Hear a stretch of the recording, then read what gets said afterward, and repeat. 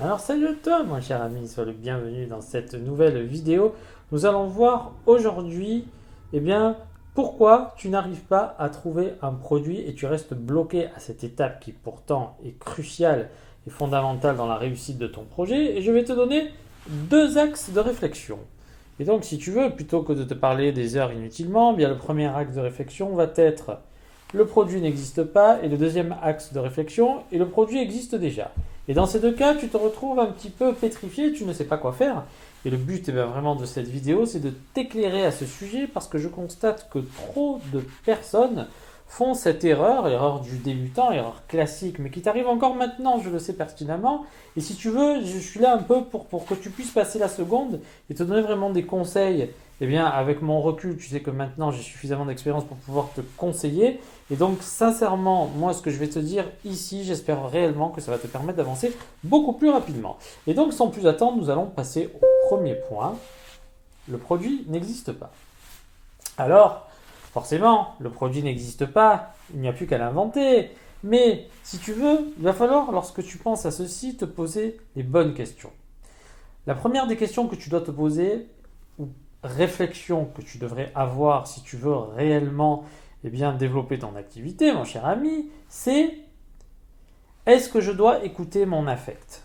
Si tu veux, tu as plein de choses qui pourraient te plaire et pourtant, mon cher ami, c'est loin d'être suffisant. Dis-toi que si quelque chose te plaît, on s'en fout complètement. Il faut qu'il y ait une demande. Donc ça, c'est vraiment la question à te poser.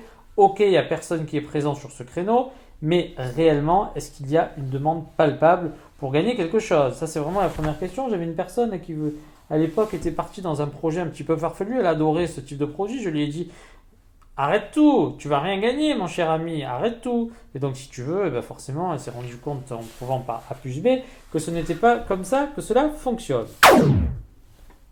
Est-ce que là, tu me suis, mon cher ami? Tu me suis? Bon, alors on continue. La deuxième raison est la suivante. Si tu vends un produit qui n'existe pas, sache, parce qu'il y a des gens vraiment qui croient encore à ça, qui ont cette croyance. Mais si tu veux, aujourd'hui, il faut que tu comprennes une chose, c'est que tout se sait.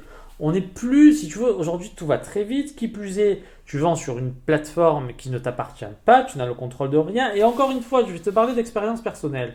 J'ai lancé plusieurs projets et moi j'ai toujours été artiste. Tu le vois un petit peu ici, j'essaie d'aborder les choses un petit peu différemment. Pourquoi? D'une part parce que ça me saoule tous ces experts.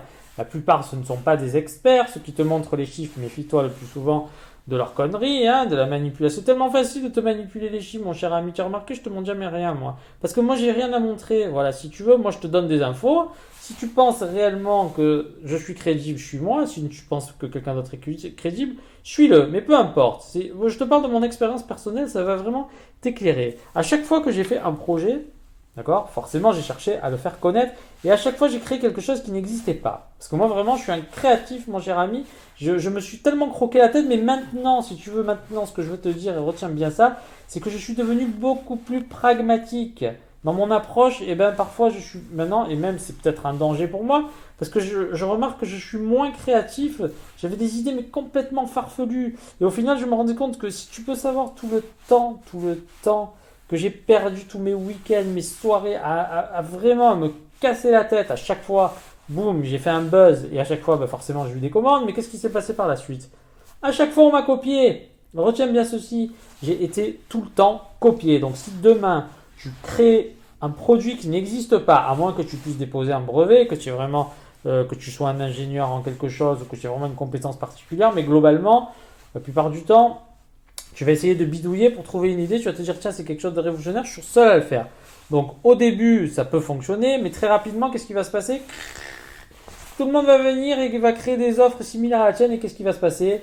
Tu deviendras concurrençable. Donc première chose, première question à te poser, est-ce que c'est normal qu'il n'y ait pas d'offres dans cette catégorie de produits? Et deuxièmement, est-ce que réellement je suis certain que la concurrence ne va pas arriver? C'est tellement important de te poser cette question pour te rendre compte que parfois tu pourrais aller beaucoup plus vite et cela me permet de venir sur le deuxième point qui est le produit existe.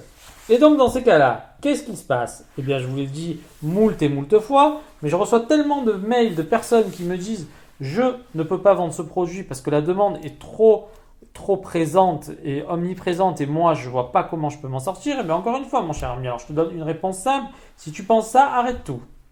Voilà, réfléchis 5 minutes. Tout existe aujourd'hui, quasiment tout existe. Donc à moins qu'encore une fois, tu sois une start-up, tu as fait une levée de fonds, tu as inventé un produit hyper novateur, mais même quand tu le feras, à un moment donné, tu seras concurrencé. Donc essaye d'aller plus loin et d'avoir plus d'estime de toi. Est-ce que tu penses qu'il y a qu'un resto dans une ville? Bon, et ben voilà. Donc les sushis, au début, il y en a un, il est arrivé, il a commencé à faire ses sushis. Maintenant, tout le monde fait des sushis, les hamburgers, etc., etc. Donc il existe toujours McDonald's, mais quoi que tu puisses en dire, même si ça cartonne, ils se sont fait quand même pas mal concurrencer.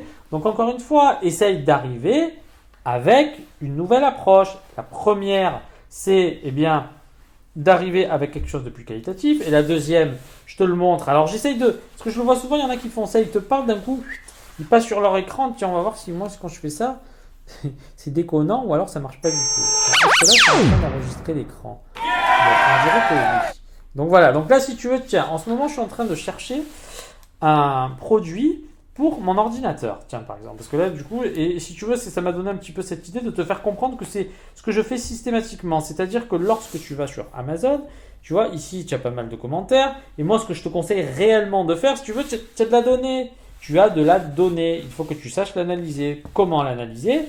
Ce produit par exemple, en ce moment, tu sais, quand tu as un ordinateur, un Mac, ils t'ont mis que de l'USB-C, tu ne peux pas te connecter par câble en RJ45. Et moi, avec tout ce qu'on entend sur les ondes, et en ce moment, je suis un peu en mode psycho. Je commence un peu à psychoter avec toutes ces ondes. Je commence à installer des applications qui mesurent un peu la radiation parce que parfois, je suis un peu bizarre. Peut-être que je suis en train d'être irradié. Je ne sais pas. Bon, bref. Et donc, qu'est-ce que je fais? J'ai envie de brancher un câble RJ45 sur mon ordinateur. Pourquoi je te parle de ça? Premièrement, il existe ce produit.